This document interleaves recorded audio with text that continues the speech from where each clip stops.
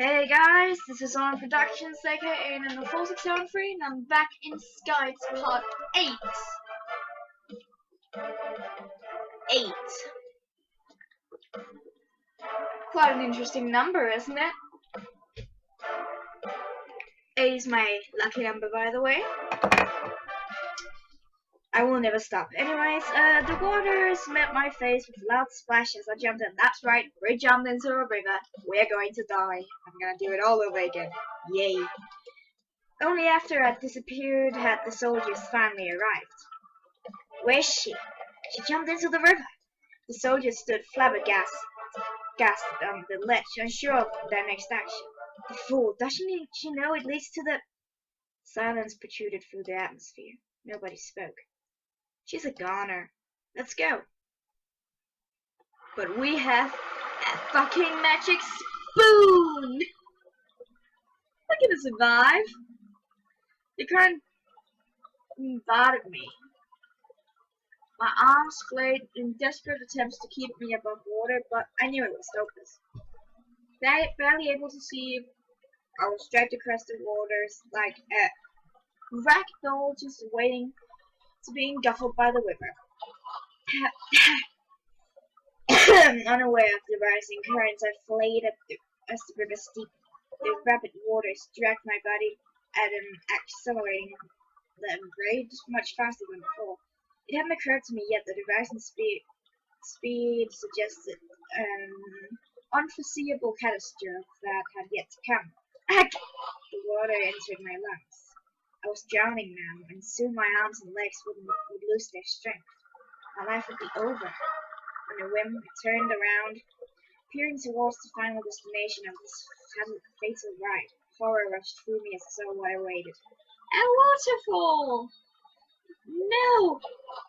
A raging waterfall said that was a really pathetic no, I'm sorry, at the river's mouth, waiting for like the end of the dark tunnel. Only this time the end would only need one thing. Death. No! The river pushed me off the water's edge. Falling head first down into the waters below, I screamed as I fell down the waterfall. Fairy lights danced throughout the magic waters. Some even floated away to the unconscious girl resting beside the water's edge. Except she wasn't entirely unconscious. I was vaguely aware of my surroundings. By a miracle, the waterfall had spared me from a watery end. It carried me across the pool, guiding me to the edge where I laid out half-conscious. I could barely move as my eyes begged to open. Where was I? Oh god, no. I'm really scared. A galloping hoof steps sounded in my ears. It grew louder, and finally it came to a stop at the pool's entrance. I could have sworn I heard someone scream. The rider dismounted. He paced along the side of the pool, searching for something. Suddenly his footsteps faltered. No sooner had he stopped, he had quickened his pace and continued walking. The footsteps grew louder, and I soon realized he was coming towards me. The stranger didn't hesitate for a moment as he sank knee-deep into the shallow waters, bending down over my limp form. Miss? Are you all right? I didn't dare respond. Can you hear me? He couldn't be a caramel soldier by chance, could he? No, otherwise he would have recognized me by now. His voice carried no ill intent as he spoke, but I still couldn't trust him. No. He laughed. You'll be alright, miss. What's your name? Again, I refused to answer. I want to see him! Don't you dare end this episode on a cliffhanger! My eyes fluttered open for a brief moment to look at him before they closed again. A knight in charming armor stood over me. He wore a helmet over his face, and his face was entirely concealed. His arms curled around my waist. Oh, he doesn't. You can't see his face. He is in a fucking pink. If that, my friend, if that is the guy we don't like, the pink guy, I am literally going to cry. Okay? Gently, he lifted my body up. My head lolled and my limbs fell into the water, but even so, the knight never faltered. He lifted me into his arms, arms making small splashes as he did so. You're going to be alright, miss. As he rose, he freed one arm to hook under my legs, lifting my whole body up out of the waters. As he carried me, the knight climbed out of the pool, making his way to his horse. Who are you?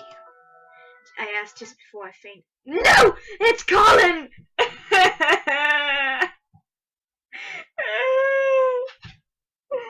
Why?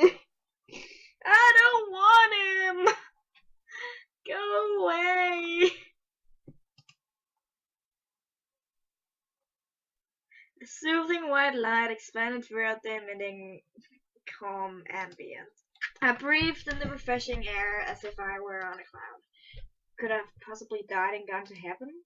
I remember clearly I survived that fall, and a knight in shining fucking pink armor who I don't want to see ever again, please go die in a hole, carried me out of the waters, rescuing me. I must be dead, or dreaming. I must be in the woods, running from those crown ones. Maybe I decided to take a nap and now I was dreaming this sweet dream of my hero. Fairy tales. That is all. That's all it was, just a fantasy and fairy tale.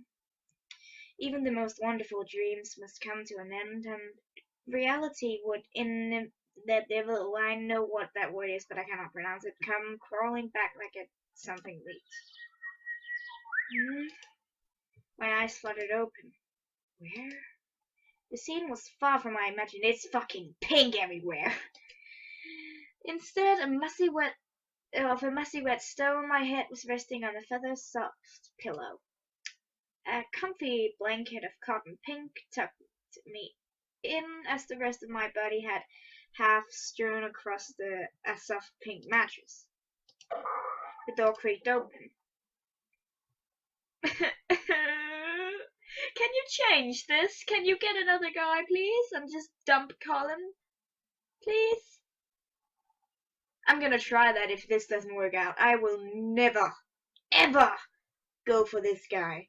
A gentleman walked inside holding a tray of tea and biscuits. You're awake. His voice rang a familiar note. The gentleman I can't talk, his way to my bedside, setting down the tray before he finally turned his attention to me. Was he the knight who rescued me? Before I could get an answer, he reached his hand over to my forehead, pressing it daftly against my skin. Still a little warm. The cotton candy gentleman pulled up a chair, seating himself beside me. How are you feeling? Fine. That's very good to hear. He reached to the tray, pouring some tea into a pink cup. Are you the one who... He smiled. My name is Colin, if you can remember. The name rang a bell. If I recall correctly, it was the last thing I heard before I fainted. You're the one who rescued me? Yes. He raised the cup, offering some tea, but I declined with a nod of my head. He set it back down on the tray. How did you find me? I was well on my way back home from Vanilla Ridge when I heard a scream. It came from the direction of the something falls, where I had just been passing by. It didn't make sense at first, seeing how nobody ventured near those falls, but I decided to investigate anyway. And that's where I found you lying in the pool waters. He eyed me carefully, pouring over every inch of my face with his eyes. How did you end up there? On a natural reaction, I looked down. I couldn't risk anyone finding out who I was. Not again. No matter where I go, people will be searching for me. As long as I carry the purest blood of chocolate in my veins, people will want me and betray me for their own personal gain. But this man would do the same. I quickly tried to formulate a story that would seem plausible enough to pass by. I was picking berries and fell into the chocolate river. And then I fell off a waterfall and I can't remember the rest. He frowned. Could you tell I was lying? What's your name? My name is... Again I bit my tongue, inventing yet another lie to go with my story. My name is Kara. The name would have to do for now. Kara. Well then, Kara, I suppose you want to know where you are? He watched me with cold, cynical eyes. See, he's evil. When I didn't respond right away, he carried on explaining. You're resting in my humble abode, the Cotton Candy Manor. I own these parts of land, and you will be resting in this, and you have been resting in bed for nearly 3 days. 3 days! Yes, 3 days. You were terribly feeble and ill, so I brought you here, hoping you would recover. And now that I threw the bed covers up. The gentleman looked quite startled as I climbed out of bed. Miss Kara, what are you? I didn't dare look at him. He might get so displeased that he'd starve me, or worse, throw me out and turn me into the caramel soldiers if he ever found out who I was. Just like those clowns. I was afraid of angering him to the point I was trembling. I'm sorry for intruding your hospitality. You must be very irritated by my presence. I'm sorry for staying longer than I should have. My legs gave in. My strength dwindled as I fell on the floor, but something else caught me instead. His arms surrounded my waist. Gently, he clasped one hand beneath my legs, lifting me off the ground. He set me back onto the bed tenderly. You're not well. His voice had turned warm and affectionate again. The look in his eyes conveyed that he was genuinely concerned for my well-being. Don't trust him. He's evil. He poisoned the prince. He's evil. He was a very good liar, more convincing than those clowns. You shouldn't move. Your body still hasn't fully recovered. He pulled the bedsheets over my body, tucking me in. There was a heavy feeling in my chest, and it continued to linger despite all my fuss to ignore it. Was he expecting me to pay him back? He must be nursing me now, hoping I'd repay the favor in some way. Why else would he be doing this? Unless he knew who I was and he's playing the kind facade only to trick me. Suspicion continued to build inside of me. I feel fine, sir, really. Colin is just fine. Yes, Colin. I feel just fine, really. I would really prefer to go, and my eyes lingered to the window. Colin followed the direction of my vision, and as I looked longingly outside. Come walk with me. Some fresh air will do you good. Colin's hand opened up, waiting for mine. I looked at him with growing suspicion. He was planning something, wasn't he? Did he want to lead me outside to some sort of trap? Well, don't you want to go outside? I reasoned through all the possible schemes. If anything, taking me outside would only risk his chance of me running away. So unless he was a dumb buffoon, which I don't think he was, he would otherwise keep me here. And it's been so long since I've been under the sunlight. I placed my fingers in his. The cotton candy fields, goodness, were a very different sight to see. I've never been in the countryside before, or in any of the southern colonies of Sugaria. It was strangely beautiful in its own alien-like way. My father used to walk with me like this every day when I was a child. Can we get away from this pink stuff? I am getting a headache from it. I really hope there's someone else for this person, this girl. Hope there's like 2 options for every, because Colin can go away. My father used to walk with me like, yeah, I said that. We'd go down this path and walk all the way up to the hill over there. I was going to reply, how nice, I don't really care, but the words escaped from my lips. I was completely distracted by the lovely surroundings. It's very pink. Of course, cotton candy country is known mainly for its signature pink sugar, and then a few blue cotton sugar pop out. Colin continued to chatter as we walked down the path. We continued on a one-sided conversation like that for a while before we finally ran out of things to say. At last, he changed the topic. I'm sure you heard news about the chocolate nobles. I froze. Alright. Colin was staring at me intently, watching my reaction, because we're fucked. Not sure of what you mean. He couldn't possibly suspect, could he? I gulped, careful not to reveal anything on my face as I stole a glance in his direction. Why else would he bring up this topic? I frowned, unable to hide my letdown. He did. My fabrications failed to fool him after all. Otherwise, I couldn't risk the chance of him finding out who I was. He could blackmail me or worse, send me to the Caramel Soldiers. I turned my face towards him, making sure I wore a proper poker face. You haven't heard? I'm sure you'll have known by seeing you from there yourself. I waited for him to continue. His Majesty the Licorice King discovered the Chocolate Count and his family had been interfering with his plans to weed out wild sugar in strawberry lands. That's a lie! I shouted, alarmed by this falsehood. I reacted to false and Colin took them out. Well, it only goes that the Caramel Baron went on His Majesty to arrest the Chocolate Count and his family. He continued on explaining the rest of the story, but I knew exactly what happened. I witnessed the horrible thing myself. Stopped liking music, and I didn't want to the reminder of my family's brutal murder. But one chocolate got away. I focused on my attention on a cotton candy spruce trying to look natural. One daughter by the name Lady Cassandra. His eyes were pinned on me, paying close attention to my reactions. I tried my best to not look so alarmed, but I couldn't help at my heart spit. And yet there was another question that had yet to be answered. Where were they buried?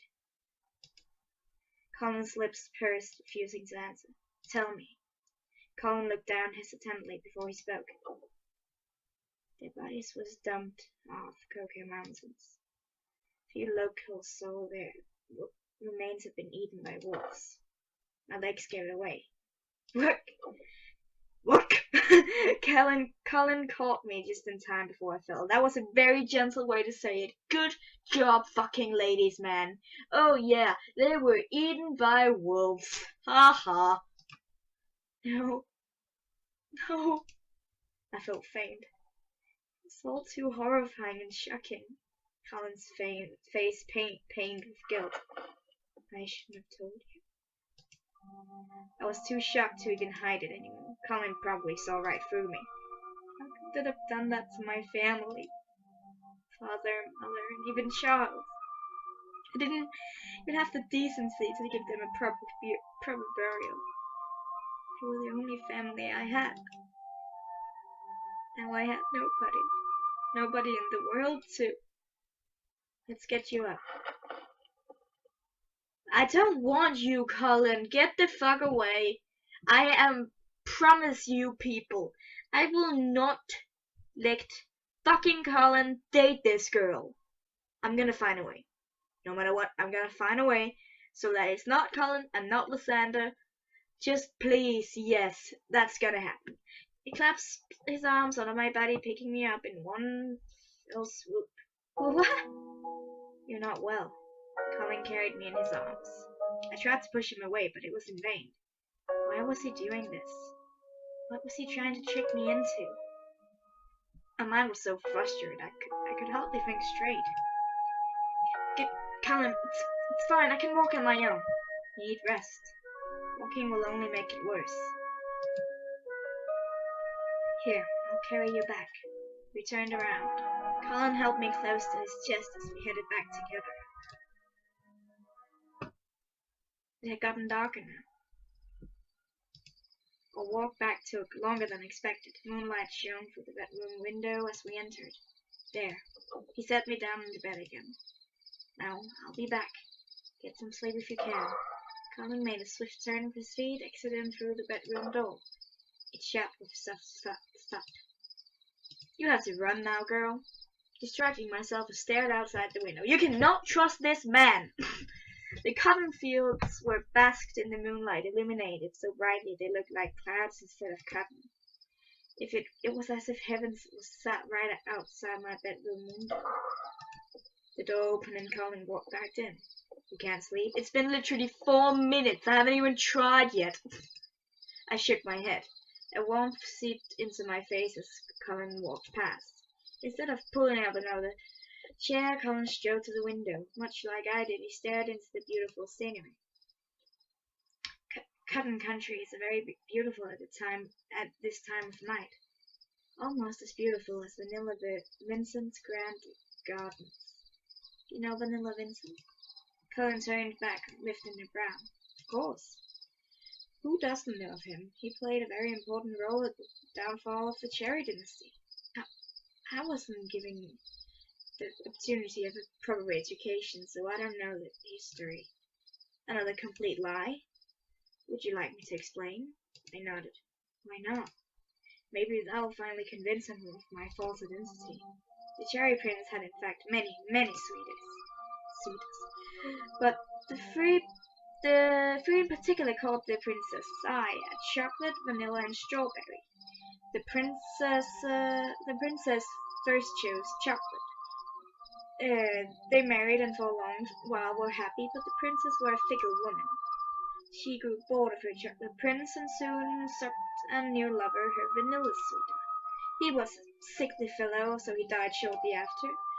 It only found out she was having this affair when the princess had born a child of vanilla white skin and hair.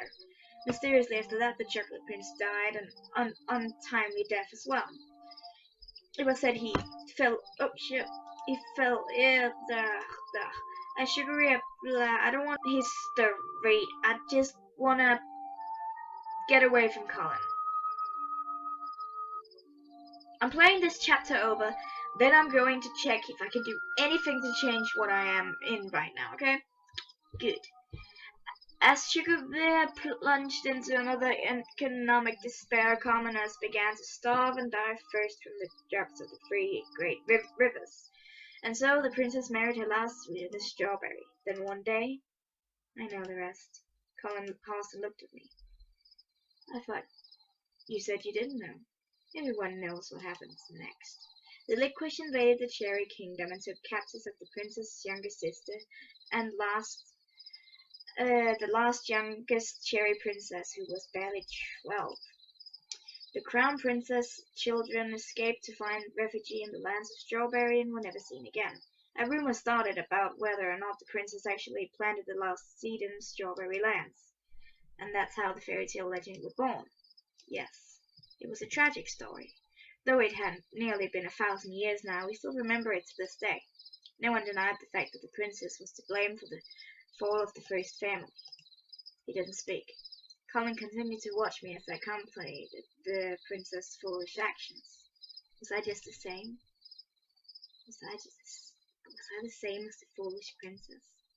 Maybe if I'd only listened to my mother, father, and maybe even Charles' father, and maybe even Charles would be still alive. Mother would have followed after me, and we'd be alive right now. Why didn't I listen? Why did I ask for my silly ball gowns and party dresses? Why was I so stupid? Why? Would you like to be alone? I didn't respond. Colin took that as a yes. Good night, Kara. Sleep well. He knows who we are. Jeez. His legs carried him to the door. Colin gave me one last look before he left. You gotta leave now, girl. I couldn't let the Baron get away with this. My father was innocent, and my family didn't deserve to die like that. Not my mother, my father, not even Charles. Whatever secrets lie ahead, I will find out. I will prove my family is innocent. I will get revenge against those who have wronged me. Everybody. The wickedness filled my heart, and even though I knew I was going down the wrong path, it was too late to turn back now. I wanted revenge. I swore by all three fairies that I would get our home back. I swear it. The door opened. I was greeted by bright sunlight, and the sound of the opening door woke me. It blinded me for a moment. I rubbed my eyes. Colin entered, walking over to my bedside. Kara, you're really bad at that. He was holding a glass of water. Why was he giving me water? Was he trying to poison me? Or was he trying to be kind? No, the latter definitely could not be true. He wanted something from me. That was the only reason he offered water. He knew I was thirsty. He's using it as a bait to lure me into a trap. That was the only possible explanation. I knew that I shouldn't trust him. No thanks. Whatever he was trying to pull, I wasn't going to fall for it. You must be thirsty. He reached over to me, tilting up my chin, an instinct that jerked my face away. I'm not trying to hurt you. I didn't budge. Can't you trust me? No, I shouldn't trust anybody, not after what happened. In the real world, kind people like you only pretend to be nice in order to take advantage of others, and you're evil. That's the way the world works, and I learned that too late. So, you really aren't going to drink this water? If you don't drink water, you're going to get dehydrated. If you don't, you won't be able to do anything if you don't drink. Is that how you want to die? What did he say? I'm not trying to die, you stupid pink man. Like I would ever kill myself when I have so much. Then drink. Colin tipped the glass of water up to my lips. I hesitated before I drank. To my relief, it was just water. I drank till there was nothing left. He set the glass down on my bed table. Instead of pulling up a chair, he sat himself down on the bed with me. You still want me to call you by Kara?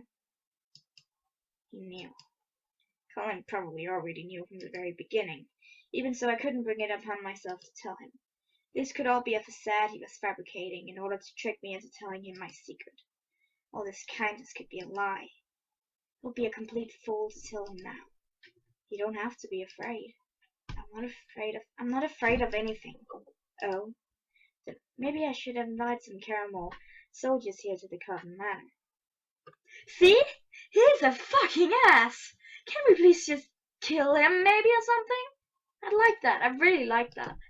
My eyes widened. They were all over West Sugaria searching for... No! I grabbed onto his arm, tugging it down roughly. Colin pulled back, surprised by my sudden movement. Don't tell anybody.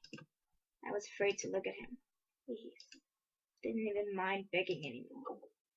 Wouldn't it be best if I addressed you as my lady? I let out a humorous laugh. If it would please you. I would rather it pleased you. I looked up slowly. Colin watched me with such sincerity it made me feel uncertain. He's evil. He's evil. I promise as long as that you are here within my protection, I won't hand you over to anybody. Not to the caramels and not even the king. My lady, I will protect you. A trickle of water leaked down my face. He seemed so genuine and yet you couldn't trust him. Good girl, I love you. I couldn't trust him. I didn't want to be hurt anymore, but no matter how many times I tried to desperately convince my heart how much I shouldn't trust him, I still wanted to. Oh, don't be such a wuss. Come on. I wanted so badly for him to understand what I was going through, to know who I really was. I wanted Colin to be my friend, and nothing else. And so I cried. Tears streamed down relentlessly as they soaked into the bedsheets. Colin didn't seem to mind. In fact, he pulled me into his arms and my tears soaked his clothing. I cried even harder as he did, giving in. My name is Cassandra, not Kara. I know. Colin brushed my hair in soothing strokes. There was a knock on the door. Just a minute. Colin pulled out a handkerchief. He wiped my tears. The little piece of cloth became soaked in seconds. Come in. The door opened. A maid walking inside, holding this has just arrived. Thank you. The maid left. I'm sorry, do you mind? I shook my head. Colin ripped the piece of machine open, tossing the envelope aside. He straightened out the letter, reading it out loud. Crown Prince himself. Oh! I don't know, did I mute it or did I not mute it? I can't work this thing out. There you go. Yeah, what's happening right now is that shit's going down. We just got a letter from the fucking king, I think, or prince, I don't know, and the title shall be bestowed to those with extraordinary gifts who have performed brave and honorable deeds with chivalry and their unique abilities. And this new order of sugar knight shall be named Skights. His voice cut halfway. A few words of ink caught his eye suddenly, ensnaring his entire attention. The first Skite in existence, Vanilla Vanessa of Vanillaville. He jolted from the bed. Nessie! His face looked horrified. Who's Nessie? Just an old childhood friend of mine. His face looked stricken with guilt. How could I have let this happen? Now she's in the cloth of that nefarious prince and his corrupt father. Corrupt father? Colin? At the sound of my voice, Colin snapped out of his stupor.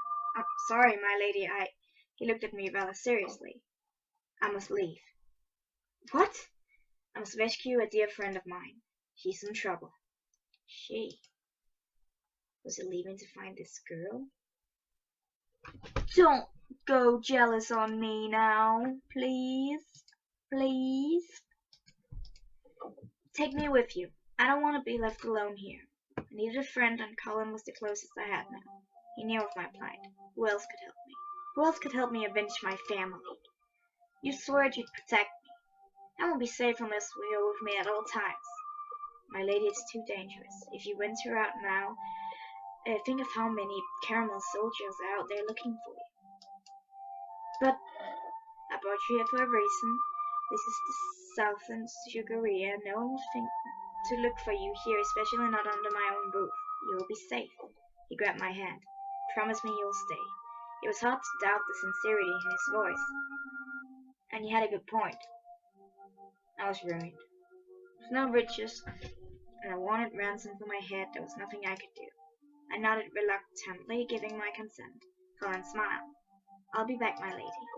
He lifted my hand, planting a kiss to my fingertips. Oh, go away! With that, a swift turn, he rushed out of the room. The door shut with a soft thud. I threw the bed covers off. Once he was gone, I needed to make my getaway.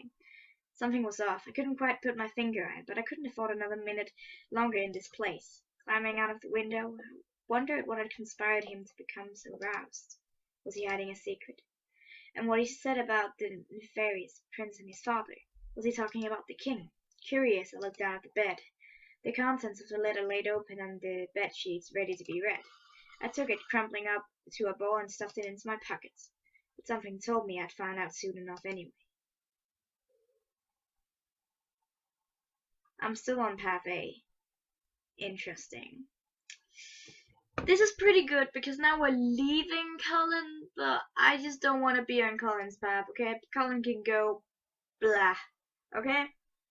That's it.